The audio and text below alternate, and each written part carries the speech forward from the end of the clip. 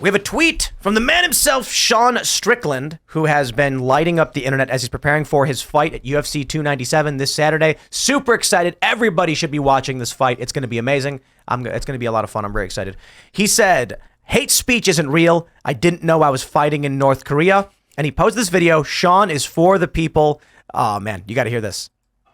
But when have you ever seen a UFC champion, George St. Pierre, or anybody else stick up for you fucking guys? I fucking do it. I do it.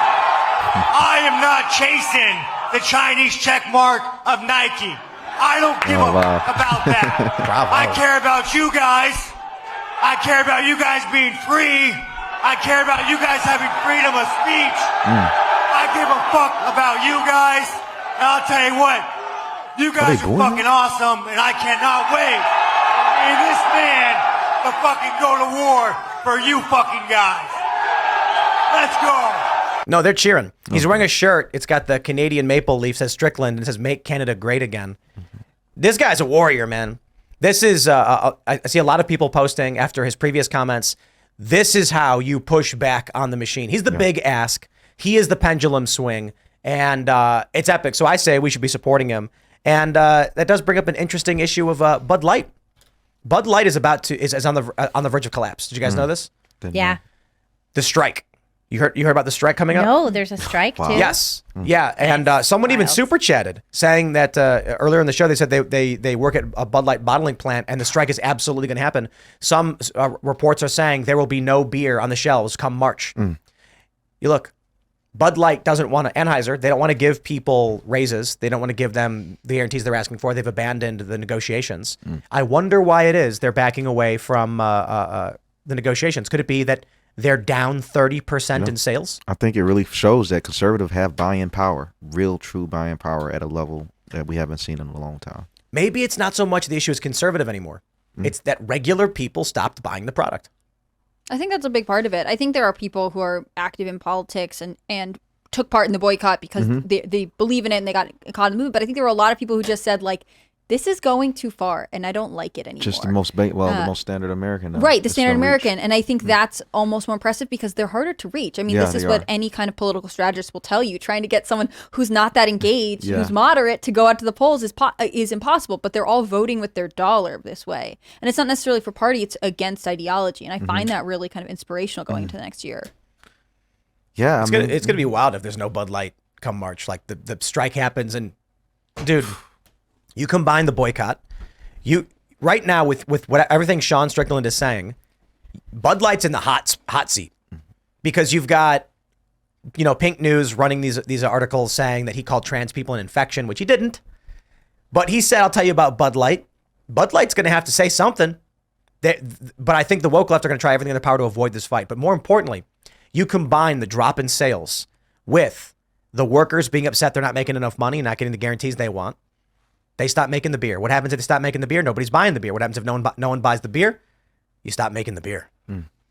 Yeah, so then the strike would be the final nail in the coffin. Could you imagine if Bud Light just went belly up? That'd be crazy. And I will. And it would be all from Dylan Mulvaney. I will say this right now. And it's like an old historic American company. I mean, that's really fascinating. Well, isn't it owned by Anheuser? It's Anheuser-Busch, right? Anheuser-Busch is like, and it's all based in St. Louis.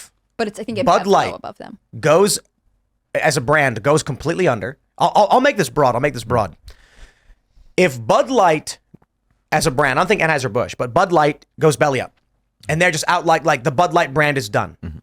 Or in a much broader sense, if Bud Light drops off as a major brand, such though that it appears more like an ancillary brand no one really pays attention to.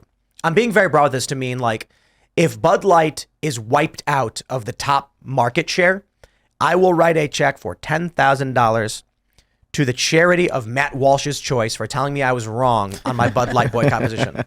Because look, the strike that's happening now, I believe is a product of the boycott. People aren't getting paid enough. They're getting angry they're not getting paid enough. Bud Light can't pay them more, ditches the negotiating table. And they're probably saying, we can't pay people more. Sales are down 30%. And the employees are like, then we're going to go on strike. there's a possibility they just go, you know what, Bud Light's dead. And if that happens, okay, I will write a check to a charity of Matt Walsh's choice. Shout out Matt Walsh. He's like, no, boycott's still on. My point was we should declare victory and put pressure on Bud Light to adhere to our worldview and our framing of the things. I still think that's true. Like with Sean Strickland coming out and saying these things, my point is to clap and cheer for Bud Light, saying thank you, Bud Light, for sponsoring UFC and Sean Strickland's message, to force them to publicly speak either in favor or against it, once again, creating a ripple effect in the boycott. Now, that being said, if all we had to do was sit back and just completely ignore them, and that would result in the cascade effect of a strike and then a collapse, I will admit I'm wrong, and I will make a donation to a charity of Matt Walsh's choice. What about if it goes belly up? What will other companies do? Would they be afraid to insert woke, marketing into everything? Maybe we'd get some of those old 80s beer commercials Yeah, back just where right they're back like, to what it was. Yeah, they're like on the river, there's a boat, everyone's wearing Victoria's pastel Secret. shorts. I don't know if you guys saw, about in November, Victoria's Secret made a huge announcement. They were going back traditional. Yeah. That's right. They were Turns like, out no one wanted to buy lingerie after crazy. seeing it on a bunch of Yo, models. did you Who hear could have about thought? Who would have imagined that? did you hear about the smokeless Snoop thing? I tweeted about this. The Snoop Dogg campaign to sell the fire pits failed, failure. and apparently the CEO got removed or whatever. Let me just explain something to you guys. The idea that you would hire Snoop Dogg to sell outdoor equipment is the stupidest So thing I have weird. ever heard. It was horrible. Very it was wacky. horrible. It was horrible because of the engagement. It took over the internet in terms of sales and engagement. It just felt, and I think the main problem is they mass promoted a product that cost a lot of money. I mean, that product is like, It's not just that. It's like Snoop, his fans do not buy camping equipment. No, hold on. Yeah. I'm sure he's got a lot of fans who buy camping equipment. yeah, but no, they do not. You want like Bear Grylls Yeah. to be announcing this because Yes. everybody who watches is gonna be like, I want one of those. It's not like Exactly, the target big, market. Yeah, Right. it's not like the big. They had those lighters that had the like extended flame, and it was Snoop Dogg and Martha Stewart. that was like they did this like commercial pairing, and he was Yeah. selling them, and she's like, you can light candles, and he's like, or something else. still Right, and that it was, works. It was perfect. And he But like, collaborated with her. It was Yeah. still a collaboration. So- and they like had a They- show. yeah, they were they like were, hanging like- out for a minute. Yeah. So I bring this up because Victoria's Secret is like, we're gonna sell lingerie using big fat models and ugly women, and then all of a sudden nobody wanted to buy their products anymore. Yeah. And it's because women and men want to look at attractive models and think I can be like that if I buy this Right. product. That's why you buy. That's why you buy stuff. You buy stuff because you're like, oh, I mean, they already did that. The advertising companies already told us when you buy our product, you have access to this lifestyle, and no one wants access to the lifestyle of being unable to get off your couch because your butt's too big. but it's not that. Like Victoria's Secret in particular, right?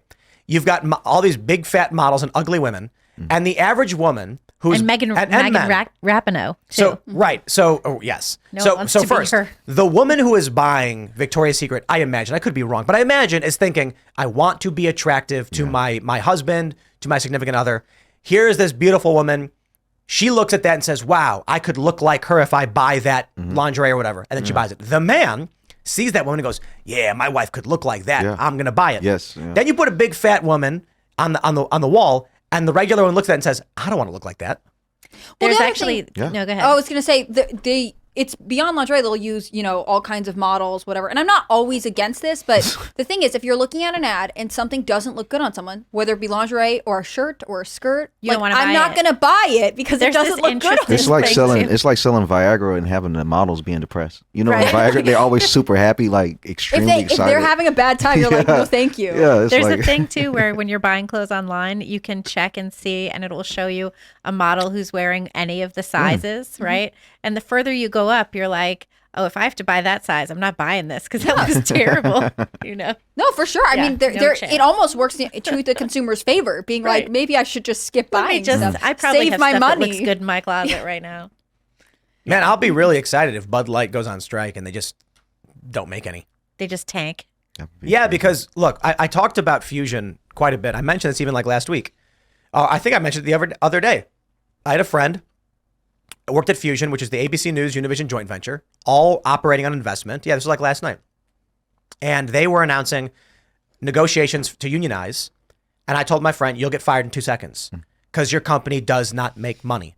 The moment you walk up to the president and say, all 300 employees want a 10% raise, he's going to say, you're fired. I'm shutting the company down because you don't make money. These people at Bud Light who are like, we're going to go on strike. The boss is going, you guys are not selling any product, okay? We are down 30%. We're not giving you more money. And if they say, then we won't make any beer, then they're like, okay, well, then we're done. That's the end. Mm-hmm.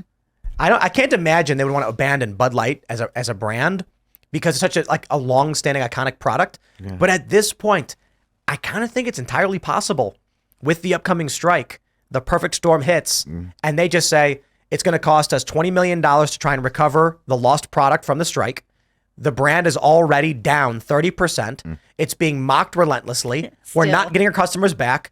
Just stop the bleed. Stop throwing good money at bad. It's imagine being that marketing manager who pulled the Dylan Mulvaney stunt and then got fired. She's never going to get a job again. She's going to be in marketing, like college courses. Yeah. The great failure. Great failure. Because she clearly didn't have an understanding of the brand at all. There's that Quiznos commercial that no one ever forgot of the weird chinchilla things screeching. And you might be a little too young. And I was like Amish. I was not allowed to watch TV growing up. I'll pull it up. Quiznos. I wasn't actually Amish, for clarification. I just had strict parents. I bet all I have to do is search for Quiznos commercial. To watch Sponge Monkeys. Really? Here, look at this. This thing right here. What? Yes, that's in my subconscious.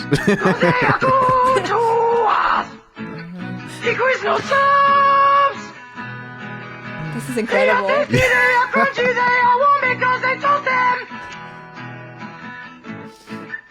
Yeah. Okay. What? This was make advertising great again. I mean, this is just great. It's wild. Was a massively successful advertising campaign, and they teach about it in marketing courses as to why it worked, why it was so good, why everyone loved it. And I think, you know who they really hit with this? Midnight stoners, hungry, and they're like, man. And they're just staring at it like, what? But the real issue... Children saw this and were like, hilarious, let's go. It's a lot. It's a lot. It's that no one would forget it. Yeah. You watch it and you're like, what the did I just watch? They used to do this thing back in the day where in magazines, there's like a famous example of what they would do with ads is a woman, like a teenage girl on a swing, and she has 3 legs. 2 legs are going forward and there's a 3rd leg going backwards. Creepy. They would do a ton of things like this so that when you were flipping through, it would catch your attention. Oh, like you do double take and look at it longer. Yep. And so this is exactly that. So, with Bud Light, maybe they were like, remember the Quiznos creepy sponge monkey things? You're giving them way too much credit. No, hold on. Hear me out. That lady, she publicly, she goes, we want diversity in Bud Light. Behind the scenes, she's like, remember that creepy, weird thing Quiznos did? Let's hire Dylan Mulvaney. Oh, man. He's a weird chinchilla. Maybe they were thinking that creating some kind of shock content would generate massive buzz and attention to create... I bet they were thinking controversy good. I feel like they just took their core audience or their core consumers for granted. They said, we can do whatever and they'll buy it no matter what, so we might as well just push to get a really progressive audience in here. Didn't that start initially like in February?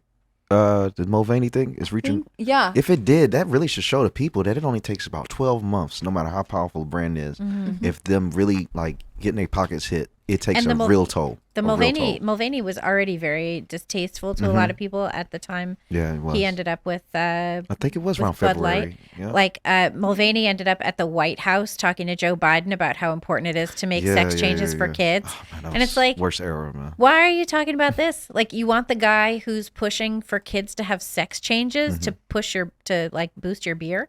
That doesn't make any sense. It's super weird. And I think even people who a lot of beer drinkers want grandkids. They don't a lot of them do. It's one of their main concerns. They open a beer and they're like, but when am I having a grand? No, that's what I do. Thanks for watching this clip from the Timcast IRL podcast. Hang out with us live Monday through Friday at 8 p.m.